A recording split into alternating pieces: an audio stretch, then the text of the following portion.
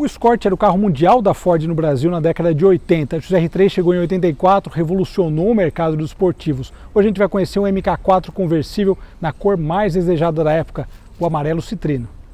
Saudações pessoal, muito bem, hoje é dia de falar de conversível aqui na garagem e XR3, que era um dos meus conversíveis preferidos. Aliás, eu sempre comento que os carros conversíveis envelhecem muito bem. A quarta geração do Escort chegou por aqui em 87, o que é legal, como eu falei, é um carro mundial da Ford, então a gente estava com as importações fechadas, mas tínhamos alguns modelos, como o Monza também, eu sempre falo do Ascona, mas o Escort é bem legal, porque o que tinha na Europa tinha aqui, ou seja, estava muito atualizado em termos de mercado. A Ford estava num momento excepcional no mercado nacional. Em 87, então, veio o MK4, quarta geração, segunda geração vendida no Brasil, né? Vocês entenderam a questão histórica, e uma coisa que eu sempre gostei nele foi justamente que ele ficou muito bem acertado visualmente. Nós não tínhamos mais os faróis auxiliares embaixo, os faróis auxiliares estavam em cima, estavam concentrados aqui na parte inicial, que dava uma aparência muito legal para ele. Por aqui também, carroceria da Camanguia, aí, por isso que eu sempre achei os conversíveis carros muito especiais. O amarelo citrino, uma cor fantástica da época. Detalhe aqui para as rodas de 14 polegadas. Esse desenho era muito bonito, é um desenho de roda que combinou perfeitamente. Outras coisas se destacam aqui, falando em termos de rigidez estrutural. A gente sabe que conversível sempre tem essa questão. E no caso aqui, esse arco central do XR3, ele dava uma rigidez torsional importante para o carro, que é algo que não é simplesmente cortar, precisa ser feito um trabalho realmente no carro para ele se tornar um conversível. A gente viu isso falando de Fusca e da Sulan, né, ultimamente. Esses bancos, né, quem ia aqui atrás tinha conforto e o detalhe aqui do som, né, de época. Eu acho muito legal o carro da década de 80 por conta disso. E se o desenho da frente é harmônico, o da parte traseira também.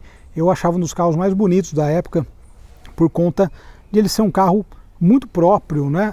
Ser bem caro, enfim, era bem exclusivo. E o detalhe aqui, ó, Escort R3, o detalhe aqui da lanterna traseira com o porta-malas. Outras coisas legais que eu acho interessante em carro conversível, nós temos o vidro, a porta, né, sem essa moldura do vidro. Aqui também o quebra-vento já fixo, né, ele não abre. E o detalhe dos bancos, que eram bancos, não eram recaro, mas eram bancos que tinham uma padronagem interessante e muito confortáveis, vale ressaltar. Internamente, o que é muito bacana do MK4 é que a ergonomia foi levada muito a sério. Se na geração anterior se destacava muito o volante de pequeno diâmetro, sempre muito elogiado pelos meus colegas de imprensa da época, e já tive a oportunidade de guiar, muito legal. No MK4 isso se manteve, né? Então volante pequeno diâmetro, ativação da buzina aqui no centro, e olha só que legal o detalhe ergonômico, né? O painel, tudo literalmente à mão do motorista. Isso realmente fazia um grande diferencial quando você está dirigindo. Assim como o do Uno, que eu elogio sempre. Ar-condicionado, toca-fitas, e aqui o câmbio de 5 velocidades, coisas aí que eram muito interessantes na época. Falar de mecânica e depois vamos falar das impressões ao volante. Último detalhe que eu gosto de salientar aqui é esse aqui, ó.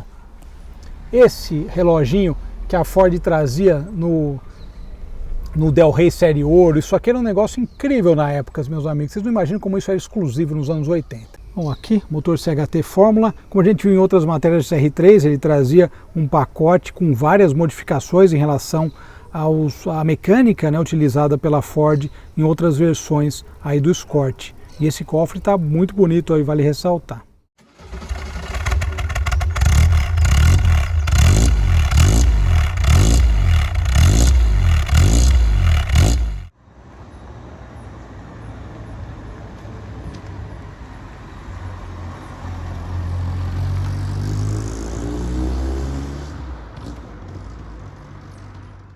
Muito bem, pessoal, hoje vamos de primeira pessoa. Uma coisa legal do R3, bom, primeiro é um carro que eu gosto muito. Cara, esse som do R3, eu acho que o som do CHT é muito legal, principalmente porque muita gente fala de CHT e tudo mais, mas ele é um motor que ele ficou bem acertado para o Escort, e no R3 tem várias mudanças internas que tornam ele realmente um carro com desempenho esportivo dentro do padrão da época. É claro que você pega um Gol GT, ou você pega um Passat GTS Pointer, eles eram carros mais rápidos, tinham mais potência e tudo mais, a pegada era outra. Mas o CR3, em termos de exclusividade, cara, na década de 80, ele era sensacional, porque ele era um carro muito exclusivo, sabe assim? Quando você fala de estilo, o primeiro CR3 aqui, que chegou em 84, a gente já conheceu aqui, tive a oportunidade de andar quando era criança, é um carro muito bacana, né? É um carro muito legal. Em termos de desempenho para o padrão da época e exclusividade, lavador de farol, enfim. E como eu falei lá no início, né, a versão conversível, né, o Cabriolet, chegou ao mercado em 1985, ou seja, um pouquinho depois, né, o ano seguinte, Escort 83. Depois nós tivemos o conversível em 85, quer dizer, o Escort 83, XR3 em 84 e por fim o conversível em 1985.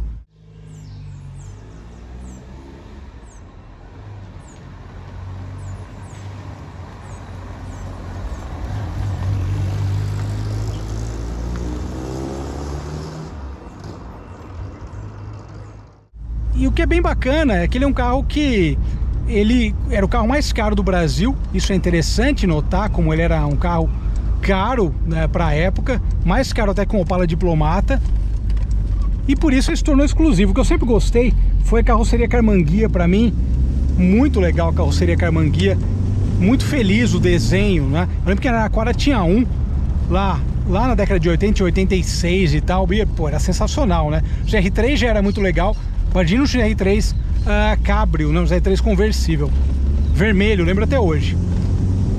Em 87 veio a quarta geração, que é justamente esse aqui, o MK4, esse é um 88, e alinhou o nosso Escort com o padrão europeu.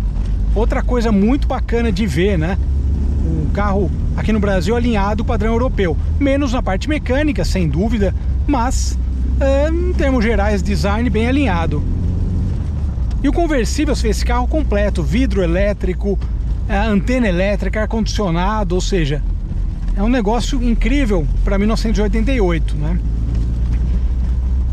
E a dirigibilidade, que eu acho o CR3 é uma das coisas interessantes, porque, como eu falei, o CHT ele é um motor que tem dois comportamentos. Tem o comportamento dos Escorts convencionais e o GR3, que não é nada de outro mundo, mas que ficou legal, né? O comportamento dinâmico dele é bacana para a época.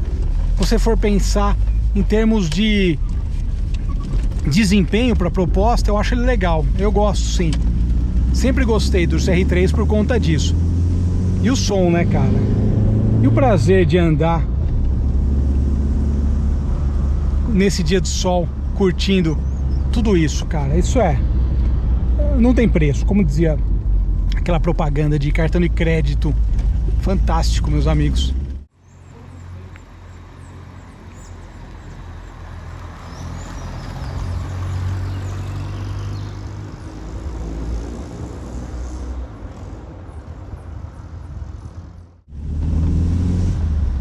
É incrível, cara. Eu gosto muito de carro conversível. Acho que ele te dá uma liberdade que é um negócio sensacional, assim, muito própria, a sensação de guiar carro conversível e essa liberdade que ele te dá. Vamos virar na próxima para encerrar a matéria. Realmente, vamos virar aqui. Eu acho que é uma experiência muito própria. Depois disso, os R3 teve a fase autolatina, ou seja, já é uma fase onde nós temos a mecânica 1.8, que é legal em termos de desempenho, mas tem vários ajustes aí em termos de acerto dinâmico, que não é uma maravilha em termos de estrutura do carro. Então o CHT, no fim, até tecnicamente em termos de estrutura do carro, ele acabou casando sempre melhor com o XR3. E o que é legal falar desse carro também, uma outra questão interessantíssima dele, olha só, falei da ergonomia, uma maravilha, é sem dúvida esse câmbio, né, da Ford, que também ele não é aquele câmbio preciso da Volkswagen, né, mas cara, eu acho ele sensacional. eu teria um GR3 conversível, meu, sem pensar duas vezes. Aliás, preciso de uma garagem igual do Badolato, né? Para ter todos os carros que eu gosto, porque, meus amigos, é muita coisa. Obrigado pela audiência, grande abraço a todos. Nos falamos. Olha, vou dar mais uma voltinha, né? Ah, esse merece, hein? É isso aí, pessoal. Um abraço. Até mais.